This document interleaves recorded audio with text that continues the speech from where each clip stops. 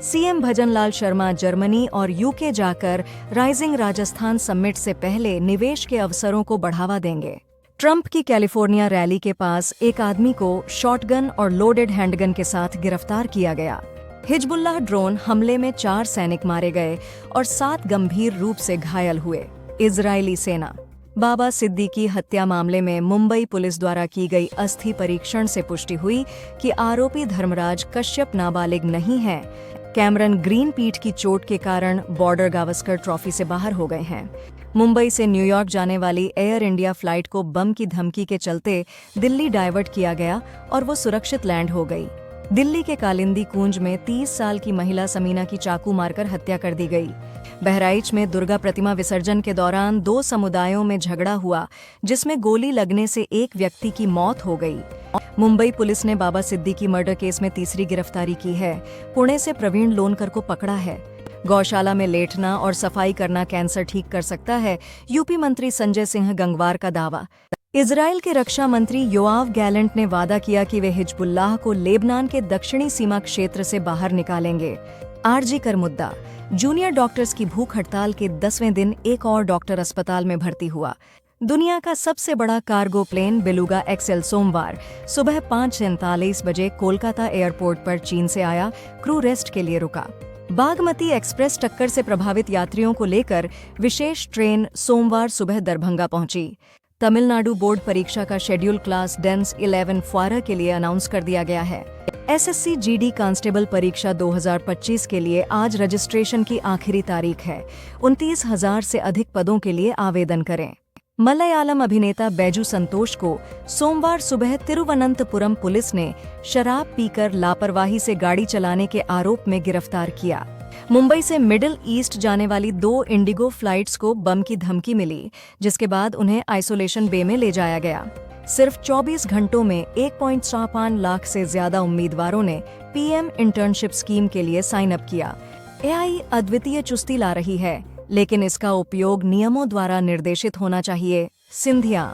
ED ने झारखंड मंत्री मिथिलेश ठाकुर के करीबी लोगों के 20 ठिकानों पर छापेमारी की। OSSC CGL prelims admit card 2024 आज जारी होगा। इसे डाउनलोड करने का तरीका यहाँ है। सिकंदराबाद। मुथियालामा मंदिर में मूर्ति तोड़ने से तनाव।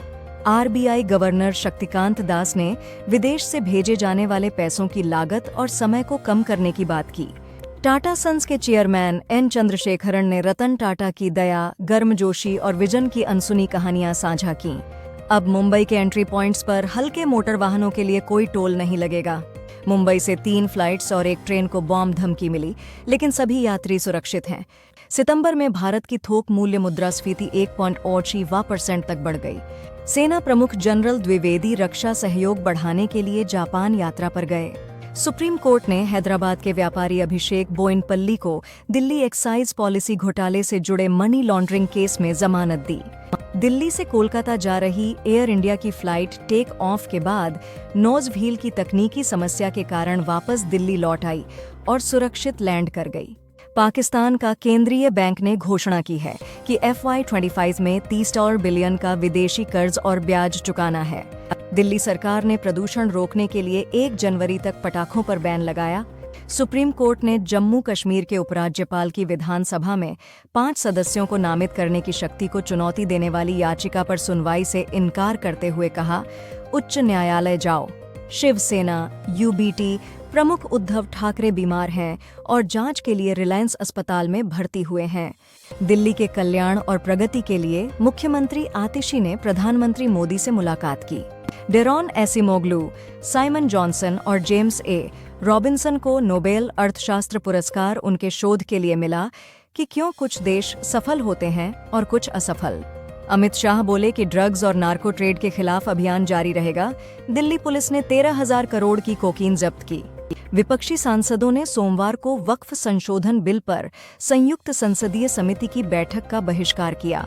आंध्र प्रदेश सरकार जल्द ही अमरावती में रतन टाटा इनोवेशन हब स्थापित करेगी।